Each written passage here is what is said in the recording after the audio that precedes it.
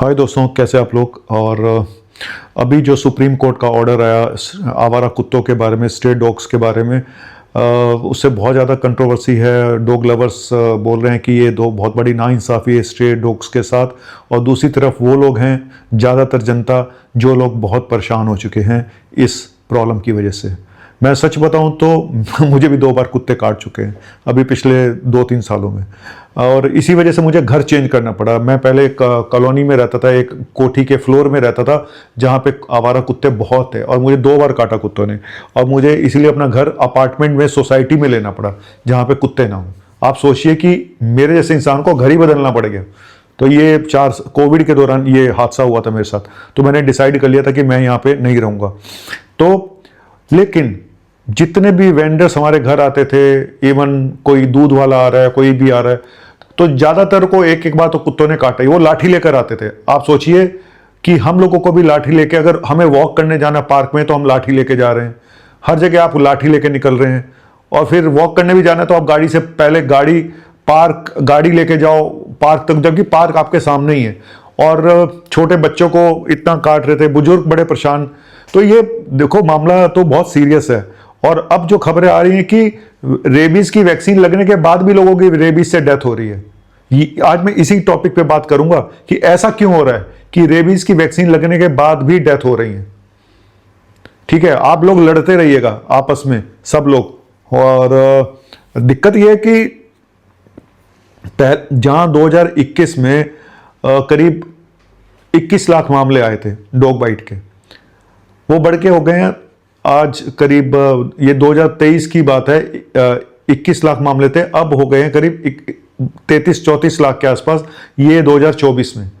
और अगर आप सरकारी हॉस्पिटल में जाएं दिल्ली के, तो हर रोज 2000 पेशेंट्स आते हैं डॉग बाइट की वजह से, हर रोज। आप वहां पे ओपीडी में जाके बैठ के देखो, आप हर थोड़ी देर बाद एक कुत्ता काटने वाला बंदा, बच्चा या बड़ा कोई भी आ रहा होगा। कितना टाइम वेस्ट होता है। बात यह है कि अब इसका तो सॉल्यूशन सरकार ढूंढेगी, क्या करना है। उन्होंने पहले भी कुछ नहीं सॉल्यूशन ढूंढा, अब उन्होंने दिया ये डिसीजन कि इनके लिए शेल्टर बनाओ, तो इस पे डॉग लवर्स को बहुत प्रॉब्लम हो रही है ना। तो मैं ये इसकी बहस में तो मैं नहीं जाऊंगा, क्योंकि मुझे पता है फिर वो कहानियां शुरू हो जाएंगी। मेरा आज टॉपिक ये है कि आखिर वैक्सीन लगने के बाद भी डेथ क्यों हो जाती है।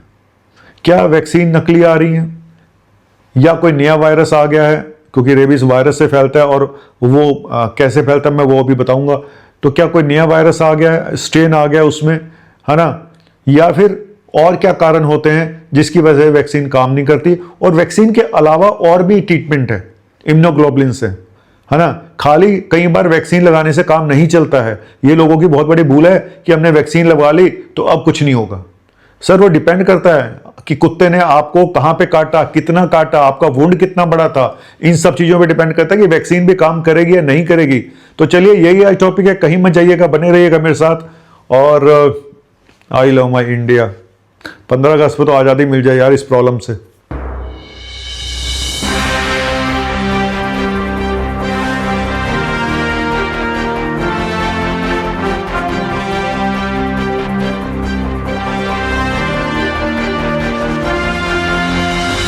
देखो, जो रेबीज फैलता है वो कुत्ते के सलाइवा से फैलता है, उसी में वायरस होता है।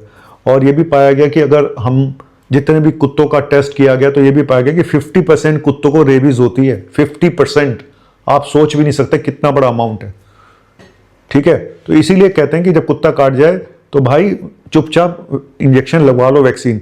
लेकिन वही मैंने बोला कि वैक्सीन लगवाने के बाद भी प्रॉब्लम आ रही है। सबसे पहला कारण हो सकता है कि आपने बहुत देर से वैक्सीन लगवाई हो, बहुत देर से। हालांकि कोई टाइम फ्रेम नहीं है कि, लेकिन फिर भी जितना जल्दी लगवा लें उतना अच्छा, पहली चीज। दूसरी चीज की उसकी जो डोज है आपने पूरी ली ना हो, है ना। जैसे हम कहते हैं 0, 1, 3, 7, 14, 28, 4-5 जो भी डोज हैं वो आपने नहीं ली टाइम पे, छोड़ दी बीच में, पूरा ट्रीटमेंट ही नहीं किया। 2 तो ये हो सकते हैं। तीसरा क्या हो सकता है, तीसरा ये हो सकता है कि बहुत सीवियर बाइट हुई, वुंड जो था इतना बड़ा था कि जहां पे खाली वैक्सीन ने काम ही नहीं किया, और वुंड जो था वो नेक के पास था, ब्रेन के पास था। तो अगर इतना बड़ा घाव है तो भाई खाली वैक्सीन से काम नहीं चलेगा, वहां पे रेबीज इम्यूनोग्लोबुलिन्स का काम भी होता है जो उस वुंड में लगाई जाती हैं।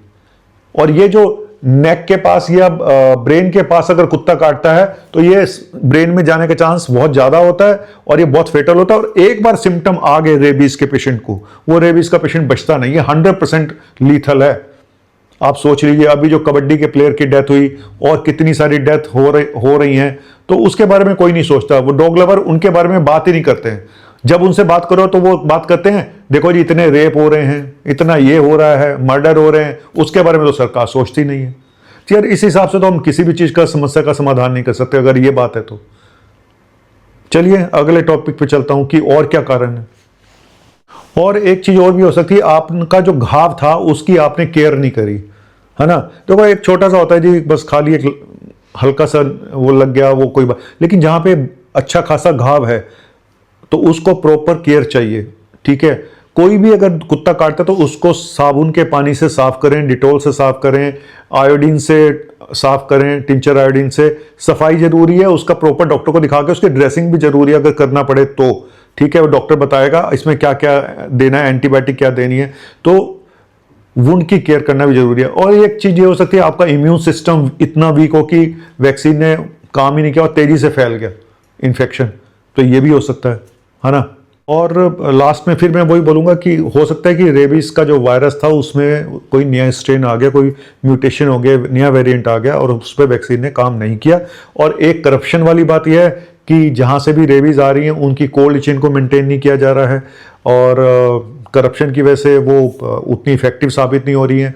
कितना क्वालिटी उनके ऊपर चेक की जाती है मुझे नहीं पता, लेकिन एक मुद्दा ये कोल्ड चेन का हो सकता है कि उनको ठीक से रखा ना जा रहा हो तो वो इफेक्टिव ना हो। तो ये तो मुझे नहीं पता, इसके बारे में ज़्यादा बात ना ही करूं तो अच्छा है। लेकिन एक बात आप समझ लो कि रेबीज कुछ हफ्तों, कुत्ते ने अगर आज काटा, रेबीज कुछ हफ्तों से लेकर कुछ सालों तक के अंदर भी हो सकती है। ऐसा भी हो सकता है आज कुत्ते ने काटा और 1 साल बाद रेबीज हो रही है, 2 साल के बाद रेबीज हो रही है। तो रेबीज बहुत खतरनाक बीमारी है, एक बार सिम्टम आ गए मरीज बचेगा नहीं। तो जिसके घर का जाता है ना भाई, सिर्फ उसको पता होता है। आप सोचो जो गरीब लोग हैं, जो गली मोहल्लों में रहते हैं, जो अपार्टमेंट में नहीं रह रहा, जो सोसाइटी में नहीं रह रहा, जिसके पास कार नहीं है, उसके लिए तो रोज की मुसीबत है। बच्चे बाहर निकलते हैं उनको काट खाते हैं। कई बार तो देखा कि उनको ऊपर हमला करके मार डाला बच्चों को, छोटे बच्चों को। गांव में, शहरों में ये इतनी प्रॉब्लम हुई पड़ी है। तो ये ठीक है, डॉग लवर्स के लिए तो ठीक है। अपने घर में तो विदेशी कुत्ता रखोगे आप, है ना। अपने घर में आप विदेशी कुत्ता रखो और इन जो गली के कुत्तों को है इनको बस बस खाली फुचकारते रहो, कुछ खाने को दे दिया। तो मैं तो बोल रहा हूँ ये समस्या का अंत हो सकता कि एक एक कुत्ता ही अडॉप्ट कर लें अगर सारे लोग मिलके, तो सारा कहानी ठीक हो जाए। नहीं तो फिर ठीक है इनको शेल्टर में अगर, पर यह बात भी फैक्ट है कि जितने कुत्ते हैं, अब दिल्ली में बताया जा रहा है कि 1 लाख के आसपास कुत्ते होंगे ये स्ट्रे डॉग। उनके लिए क्या इंतजाम है सरकार के पास? नहीं है।